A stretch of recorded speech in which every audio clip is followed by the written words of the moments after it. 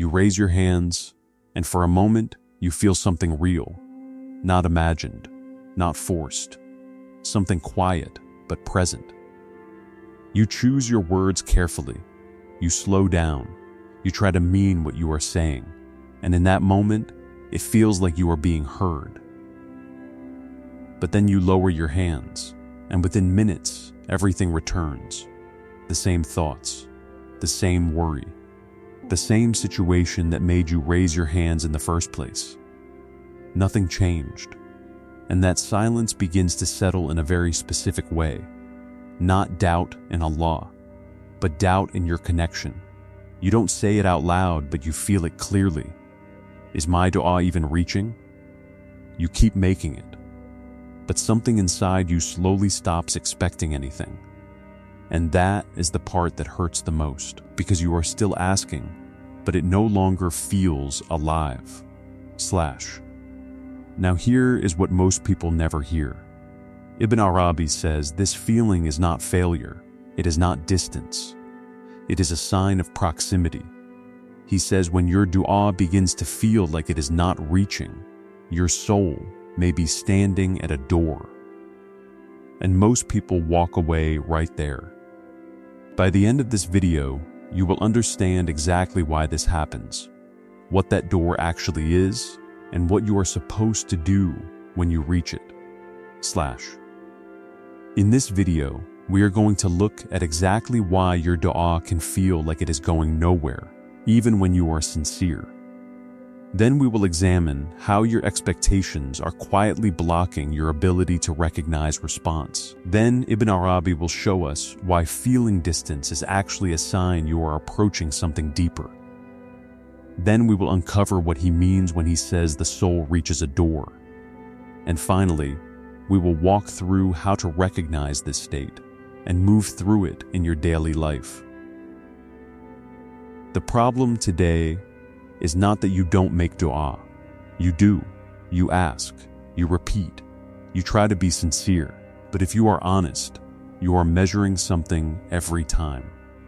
You ask, then you wait. Then you evaluate. Did anything change? Did anything happen? Did I feel anything? And if the outcome matches what you imagined, it feels like your dua was answered. If it does not, it feels like silence. This creates a quiet tension inside you, because outwardly, you keep making dua, but inwardly, something feels disconnected, like your words are not reaching. This is where Ibn Arabi becomes essential, not as someone who simply tells you to be patient, but as someone who spent years analyzing what is actually happening during dua itself. In Al-Futuhat al-Makkiyah, he explains that dua is not just a request being sent upward.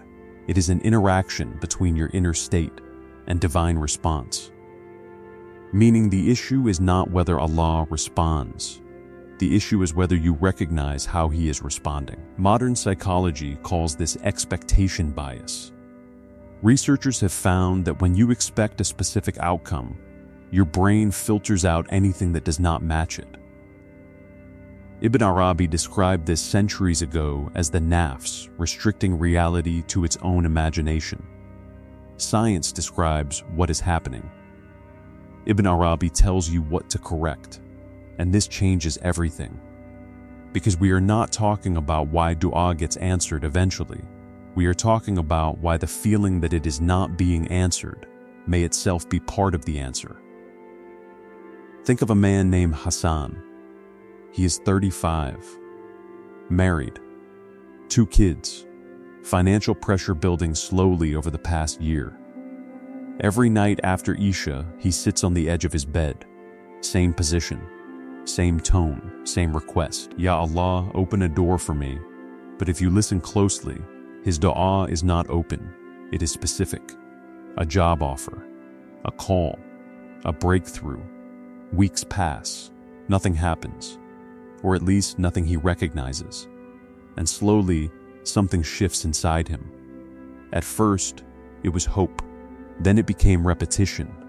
Then it became effort.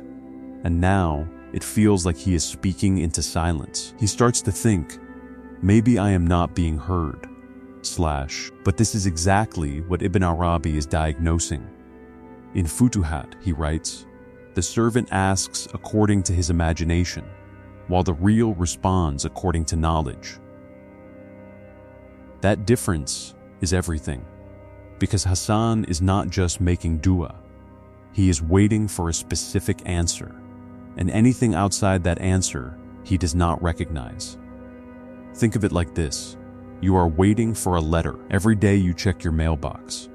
Nothing comes, so you assume no one has responded. But the entire time, someone has been standing in front of you, speaking. You just never looked up. This is what expectation does. It narrows your perception. Modern psychology calls this expectation bias. Researchers have found that when your brain anticipates a specific outcome, it filters out anything that does not match it. Ibn Arabi described this same mechanism centuries ago as the nafs, limiting divine response to what it can imagine. Science describes what is happening. Ibn Arabi tells you what to do about it. He is saying your problem is not lack of response, it is misrecognition. But here is what most people miss. The absence of the answer you expect may be the presence of an answer you cannot yet see. Ask yourself honestly, how many times has something changed in your life in a way you did not ask for, but later realized it was exactly what you needed? How many times did the answer arrive, but not in the form you were listening for? This is not abstract. This is daily life. Because you are not just asking Allah, you are also defining how He is allowed to answer. And that is where the blockage begins. Because reality is not limited to your imagination, and neither is divine response. So when you feel like your dua is not reaching, it may not be because it failed. It may be because you are only listening for one kind of answer. You are not being ignored, you are misrecognizing the response. But even if you correct this, something deeper is happening. Because sometimes, even when you stop expecting a specific answer, the silence remains. And that is where things begin to change in a way most people are not ready for. Think of Amina. She is 29. For the past 4 years, she has been making the same dua. Marriage. Not casually, not occasionally, consistently. At first, her words were structured, clear, specific, almost rehearsed. Give me someone righteous. Give me someone who understands me. But over time, something changed. Her words became simpler, less polished, more honest. Sometimes she sits and says nothing, just a feeling, just a presence. And if you asked her, she would say, I don't even know what I'm asking for anymore, / This is where it gets uncomfortable, because it feels like she is losing clarity. But Ibn Arabi would say, she is losing illusion. In Futuhat, he explains, the delay in response is not refusal, it is the transformation of the asker. This is not about timing, this is about readiness. Think of clay. Before it can hold water, it has to be reshaped, pressed, turned, softened. From the outside, it looks like nothing is happening. But internally, its entire structure is changing. That is what waiting is doing to you, not your situation. You. Because in the beginning, you ask from certainty. I know what I need. I know what should happen. But as time passes, that certainty begins to crack. And something deeper emerges. Honesty, dependence, vulnerability. And you don't like that feeling, because it feels like weakness. But this is the part most people never see. The dua is not delayed because of timing. It is delayed because you are still becoming someone who can receive it. Have you noticed this? The things you once insisted on, you now see differently. The things you thought would fix everything now feel incomplete. That is not confusion, that is refinement. But most people misinterpret this stage. They think, my dua is not working. So they either stop asking, or they go back to forcing certainty. But Ibn Arabi is saying, This discomfort is not a problem. It is the process. Because dua is not just about getting something. It is about being changed by asking. The delay is not about your request. It is about your readiness. But even this is not the deepest layer. Because what if the silence you feel is not just reshaping you, but positioning you at something you have never recognized before? Think of Yusuf. He is 40. He has been making dua for years. At this point, he still asks. But something is different. There is no urgency, no emotional intensity, no expectation. And strangely, that bothers him. Because now it feels like nothing is happening at all. There is a quiet emptiness after his dua. No relief, no shift, just stillness. And he starts to wonder, have I lost connection completely? This is the point where most people turn back, because this kind of silence feels like absence. But Ibn Arabi describes this exact stage. In Futuhat, he speaks about a threshold, a boundary the soul reaches, where familiar responses disappear, not because connection is lost, but because something new is about to begin. Think of standing in front of a door in complete darkness. You cannot see it, you cannot open it, but you can feel it. A presence, a boundary, a shift. That is where Yusuf is. But because he cannot see anything, he assumes nothing is there. This is the counterintuitive part. The feeling that nothing is happening is often the sign that you have reached something, because before this stage, your experience was filled with noise, feelings, expectations, internal commentary. Now that noise is being removed, and what remains feels unfamiliar, empty. But it is not emptiness, it is space. Have you ever noticed this? There are moments after dua where everything becomes quiet, but instead of appreciating it, you feel uncomfortable, you reach for your phone, you distract yourself, you leave the moment. Why? Because you are not used to being without internal noise. But that silence is not the absence of response. It is the removal of interference. Ibn Arabi is saying, before something deeper opens, everything familiar must fall away. And that feels like loss, but it is actually preparation. What feels like silence is often the space before something opens. And this is where most people fail, because when everything familiar disappears, they assume they have lost connection. But what if that assumption is exactly what keeps the door closed? Now stay with Yusuf. Same man, same routine. But now he is at a breaking point. He sits after making dua and feels nothing. No emotional reassurance, no internal confirmation, just stillness. And his immediate reaction is, this doesn't feel real anymore, so he starts to withdraw. Less dua, less engagement. Because in his mind, connection should feel like something, and if it doesn't, it must be gone.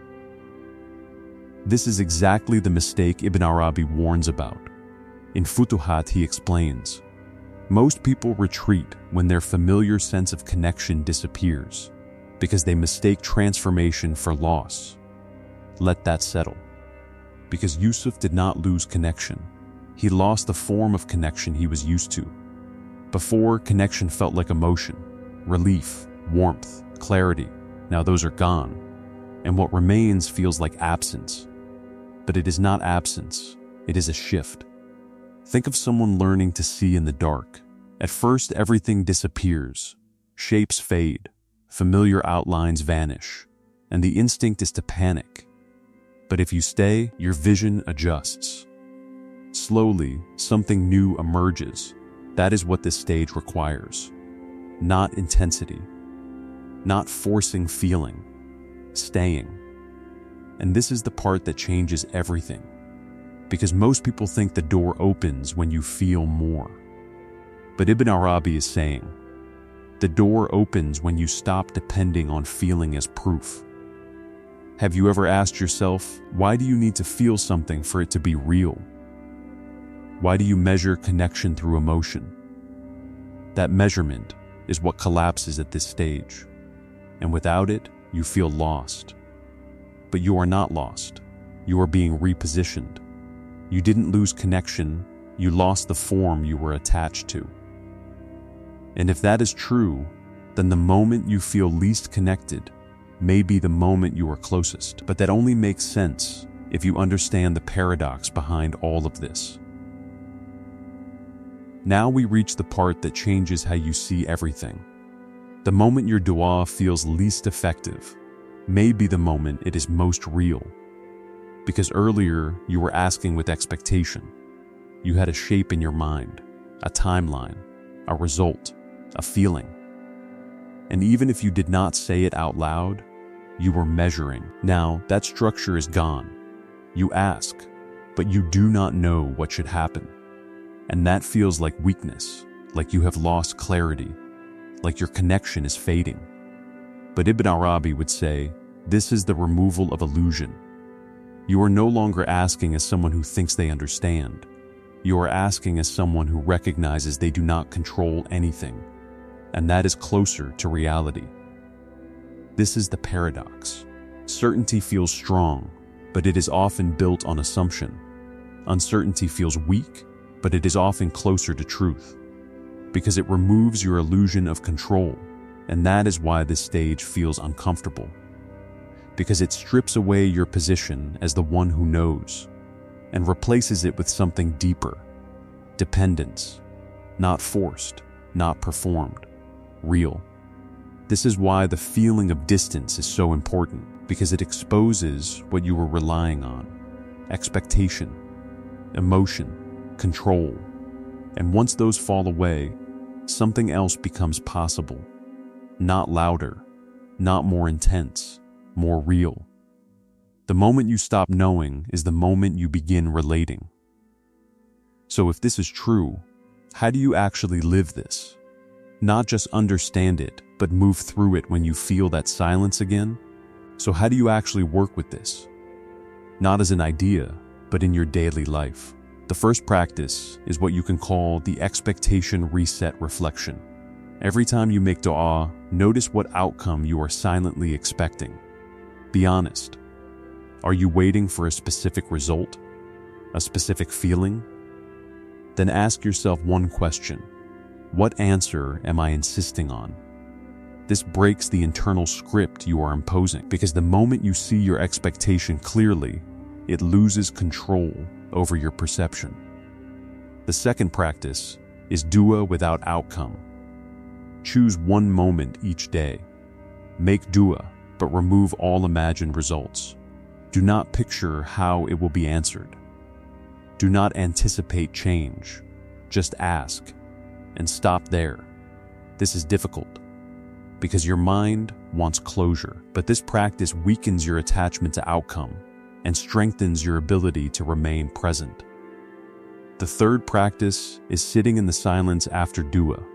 This is where most people fail. They finish and immediately move, check their phone, shift attention, leave the moment. Instead, stay, even for 30 seconds, and notice what happens. Restlessness, discomfort, emptiness. Do not fix it. Do not interpret it. Just remain. Modern psychology calls this increasing tolerance for uncertainty. Researchers have found that when you stop reacting to discomfort, its intensity decreases. Ibn Arabi described this as allowing the state to complete its transformation. Science describes the mechanism. Ibn Arabi shows you the direction. None of these practices are about getting faster answers. They are about seeing clearly. Because once you see clearly, what is real does not need to announce itself. At the beginning, we talked about that moment. You raise your hands. You feel something real. And then you lower them, and it feels like nothing happened. Now you see it differently. Nothing did not happen. Something shifted. But it did not match your expectation, so you did not recognize it. That silence you felt was not rejection. It was the removal of noise. It was the moment your soul reached something deeper, but did not yet know how to see it. And for the first time, You understand this. The goal was never just to get what you asked for. It was to be changed by the asking, to be brought to a point where you stop measuring, stop controlling, stop defining, and simply remain, because that is where something real begins. The door was never closed. You just didn't know how to recognize it. Think of the last dua that felt unanswered. What exactly were you expecting to feel or see in that moment? And are you ready to let go of that expectation, to see what was actually happening?